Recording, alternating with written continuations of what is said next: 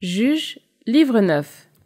Abimélec, fils de Yérub-Baal, alla trouver à Sichem les frères de sa mère et leur parla, ainsi qu'à tout le clan de la maison paternelle de sa mère.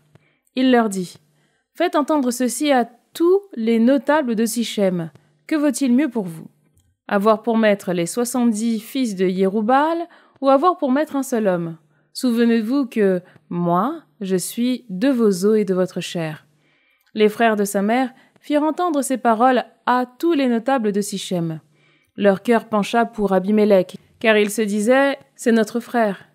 Ils lui donnèrent 70 pièces d'argent du temple de Baal-Périte, avec lesquels il recruta des vauriens et des aventuriers qui marchèrent à sa suite.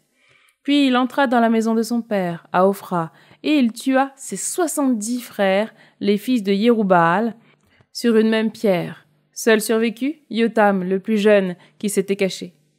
Tous les notables de Sichem et ceux de la maison de Terre-Plein se réunirent et vinrent proclamer roi Abimélec près du chêne de la pierre dressée qui est à Sichem.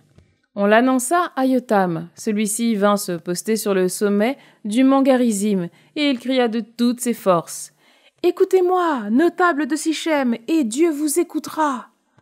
Un jour, les arbres se mirent en campagne pour se donner un roi et le consacrer par l'onction. Ils dirent à l'olivier : « Sois notre roi. » L'olivier leur répondit : « Faudra-t-il que je renonce à mon huile, qui sert à honorer Dieu et les hommes, pour aller me balancer au-dessus des autres arbres ?» Alors les arbres dirent au figuier : « Viens, toi, sois notre roi. » Le figuier leur répondit : « Faudra-t-il que je renonce à la douceur et à la saveur de mes fruits pour aller me balancer au-dessus des autres arbres ?» Les arbres dirent alors à la vigne : « Viens, toi, sois notre roi. » La vigne leur répondit : « Faudra-t-il que je renonce à mon vin qui réjouit Dieu et les hommes pour aller me balancer au-dessus des autres arbres ?» Alors tous les arbres dirent au buisson d'épines : « Viens, toi, sois notre roi. » Et le buisson d'épines répondit aux arbres : « Si c'est de bonne foi que vous me consacrez par l'onction pour être votre roi, venez vous abriter sous mon ombre, sinon qu'un feu sorte du buisson d'épines et dévore jusqu'au cèdre du Liban. » Maintenant, avez-vous agi dans la fidélité et l'intégrité en faisant roi Abimélec ? Avez-vous bien agi à l'égard de Yérub-Baal et de sa famille ? Avez-vous agi selon le mérite de ses actes ? Mon père a combattu pour vous, il a risqué pour vous sa vie, il vous a arraché aux mains de Madian, mais vous vous êtes levé aujourd'hui contre sa maison. Vous avez tué ses 70 fils sur une même pierre. Vous avez proclamé roi sur les notables de Sichem Abimélec, le fils de sa servante, parce qu'il est votre frère. Si en ce jour vous avez agi dans la fidélité et l'intégrité envers Yérub-Baal et sa maison, qu'Abimélec fasse votre joie et vous la sienne. Mais s'il n'en est pas ainsi, qu'un feu sorte d'Abimélec et qu'il dévore les notables de Sichem, ainsi que la maison de Terre-Plein. Et que, des notables de Sichem et de la maison du Terre-Plein, un feu sorte pour dévorer Abimélec. Yotam prit la fuite et disparut. Il alla s'établir à Béer, par crainte d'Abimélec, son frère. Abimélec gouverna Israël pendant 3 ans. Puis Dieu envoya un esprit de discorde entre Abimélec et les notables de Sichem qui le trahirent. Il fallait que soit vengée la violence faite aux 70 fils de Yérub-Baal, et que leur sang retombe sur Abimélec, leur frère, qui les avait tués, et sur les notables de Sichem qui l'avaient soutenu. Pour lui faire du tort, les notables de Sichem mirent en embuscade, au sommet des montagnes, des hommes qui dépouillaient tous ceux qui passaient près d'eux sur le chemin. On en informa Abimélec. Gaal, fils d'Ébed, accompagné de ses frères, passa par Sichem et obtint la confiance de ses notables. Ils sortirent dans la campagne pour vendanger leurs vignes. Ils foulèrent le raisin et organisèrent des réjouissances. Au temple de leur Dieu, ils mangèrent et burent. Puis ils maudirent Abimélec. Gaal, fils d'Ébed, dit alors : « Qui est Abimélec ? Qu'est-ce que Sichem pour que nous servions Abimélec ? N'est-il pas le fils de Yérub-Baal ? Et Zéboul, son lieutenant.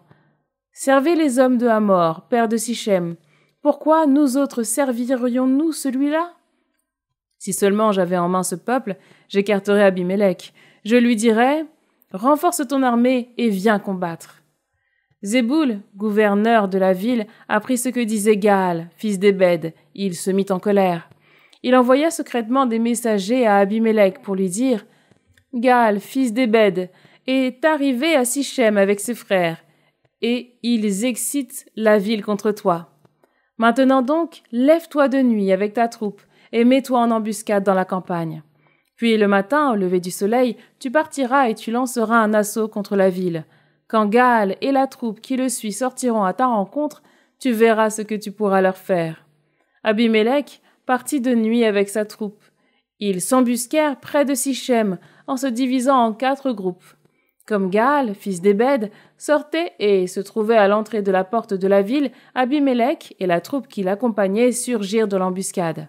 À leur vue, Gaal dit à Zéboul « Voici une troupe qui descend du sommet des montagnes. » Zéboul lui dit « C'est l'ombre des montagnes que tu prends pour des hommes. » Gaal insista et dit « Voici une troupe qui descend du côté du lieu-dit, nombril de la terre, et un autre groupe qui vient par le chemin du chêne des devins. » Zéboul lui dit « Qu'as-tu fait de ta langue, toi qui disais « Qui est Abimélec pour que nous le servions ?»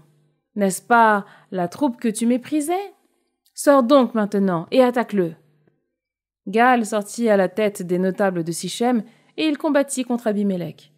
Abimélec poursuivit Gaal qui s'était enfui. Il y eut de nombreuses victimes à l'entrée de la porte.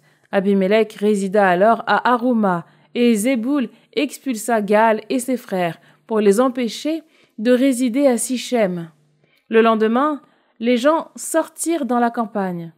Abimélec en fut informé. Il prit sa troupe, la partagea en 3 groupes et se mit en embuscade dans la campagne. Quand il vit les gens sortir de la ville, il surgit contre eux et les tailla en pièces. Tandis qu'Abimélec et le groupe qui était avec lui se déployaient et prenaient position à l'entrée de la porte de la ville. Les 2 autres groupes se déployaient contre tous ceux qui étaient dans la campagne et les taillaient en pièces. Tout ce jour-là, Abimélec donna l'assaut à la ville. Il s'en empara et tua tous ses habitants. Puis il la détruisit et y sema du sel. Quand les notables de la tour de Sichem l'apprirent, ils se rendirent dans la crypte du temple d'El-Bérith. On avertit Abimélec de leur rassemblement. Il monta avec sa troupe sur le mont Salmon.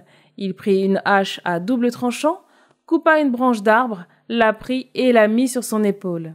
Il dit à la troupe qui était avec lui « Ce que vous m'avez vu faire, hâtez-vous de le faire contre moi. » Tous les hommes de la troupe coupèrent, eux aussi, chacun une branche. Ils suivirent Abimélec, jetèrent les branches dans la crypte et la brûlèrent sur ceux qui s'y trouvaient.